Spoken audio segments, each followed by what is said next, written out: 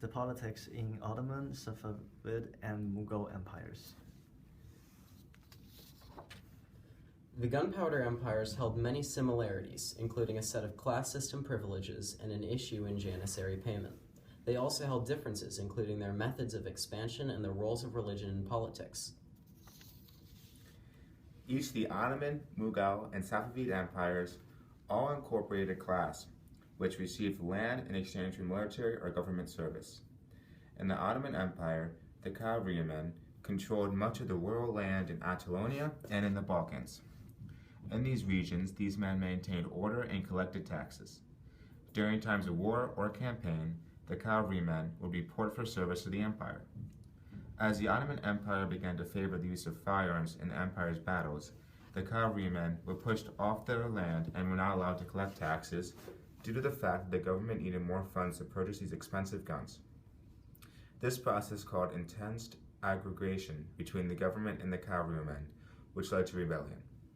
Similarly, in the Mughal Empire, there also existed a system in which men were given land grants in exchange for both military and government services. These land grants were termed by ranks called mansabs. This grant system played a role in the eventual decline of the Mughals due to the power that it gave to these military officers and government officials, which detracted from the power of the central government. In the case of the Safavid Empire, a cavalry military class led by nomads dominated a section of the empire. They collected taxes and also fought for the Safavid Empire. Like in the Ottoman Empire, this class was pressured by the government to give up their lands and their right to collect taxes in order to fuel the transfer to gunpowder, firearms, and cannons in battle. Both the Ottoman and Safavid empires had difficulties with paying their troops who used firearms. The Ottoman army was composed of cavalry archers and janissaries. Janissaries are prisoners of war, primarily Christian converts, who were incorporated into the Ottoman army. Bureaucrats and military personnel belonged to the askeri social class, members of which were tax-exempt. Once gunpowder began to play a role in the Ottoman warfare, the size of the Janissary army grew, and to pay them, the Sultan cut the amount of land-owning cavalrymen. The cavalrymen's land was then returned to the state. Janissaries began the practice of tax farming in place of the land grants from before, and the rural administrations suffered from this. However, the state did not fall. Similarly, the adoption of firearms for the Janissaries in Safavid army caused economic strain. Cannons were adopted into the Safavid army to match the Ottomans and use Christian Islam converts for manpower. After the silver inflation, the country could not afford to pay for the army and the bureaucrats. Eventually, after failing to regain control of the taxation system and economy, the state became weak and fell to a group of Afghans. The Mughal and Safavid empires fell in part due to an external invasion on an already weakened state. As stated before, the Safavid Empire fell to an outside incursion by the Afghans. This is after becoming weakened by a lack of control over taxation and the economy. The Mughal Empire fell in a similar way. The collapse of the land grant system within the Mughal Empire led to a fracture in the state as it split into a group of nearly independent states. A warlord who invaded Iran after the demise of the Safavid Empire invaded Mughal, and hence the empire fell. The Ottoman Empire successfully grew from a small state to its glory because of these factors: the rise of its founder, their control of the strait that linked between Europe and Asia, and also the advantage of the traditional cavalry and new forms of army where gunpowder was involved. During the 14th century, the Ottoman was mainly dealing with Christian enemies in Europe, and the Sultan Mehmed II, as well known as the Conqueror, took down the city's wall with cannons during the Battle of Kosovo in year 1453, and Selim I also conquered Egypt and Syria in the early 16th century, making the Ottomans seem invincible. The Mughal Empire, on the other hand, was believed to be one of the descendants of Genghis Khan. Babur founded Mughal Empire and made his invasion from Central Asia to Delhi. The expansion of both Ottoman and Mughal had evidence and conquering their territories after the founding of their empires, however in a slightly different way. Even though the Ottoman, Safavid, and Mughal empires were politically had roots in Islamic courts, the Mughal Empire was different.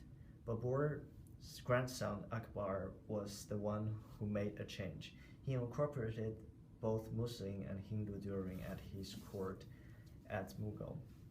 Akbar even enabled the intermarriage between Muslims and Hindus.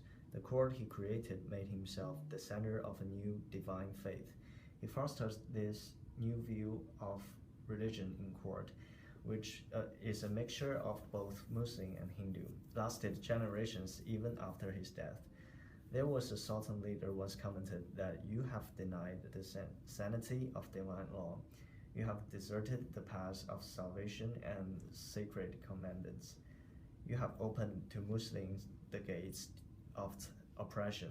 You have raised at the standard of irreligion and heresy. Therefore, the ulama of our doctors have pronounced a sentence of death against you.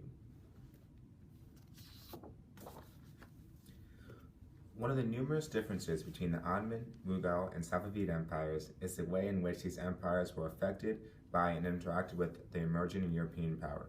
In the case of the Ottomans, European influence was enjoyed by many, but also played a key role to the eventual downfall of the empire.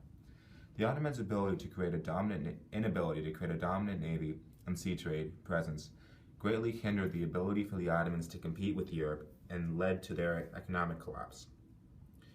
Ottoman traders were also taxed heavily as trade for the Ottoman Empire declined. While these practices do not seem favorable to the Ottomans, many people in the Ottoman Empire enjoyed the presence and culture of the Europeans.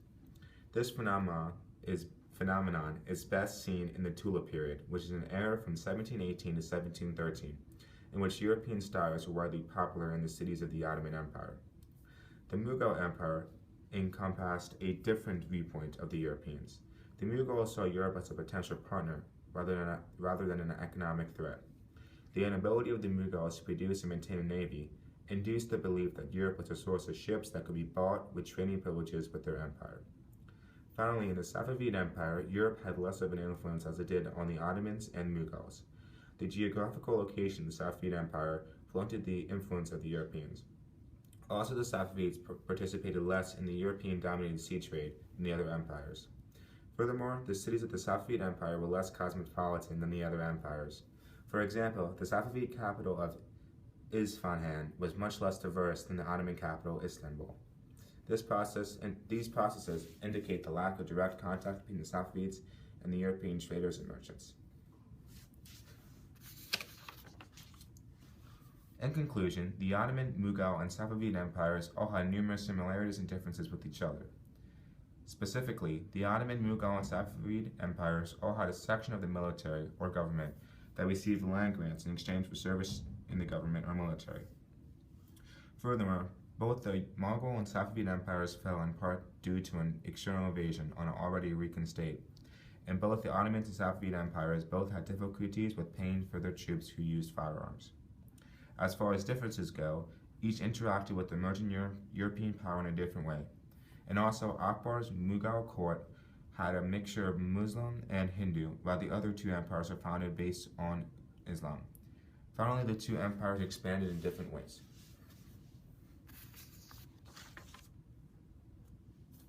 Works cited page. Okay, what I did was I did 2 body pages and a summary page.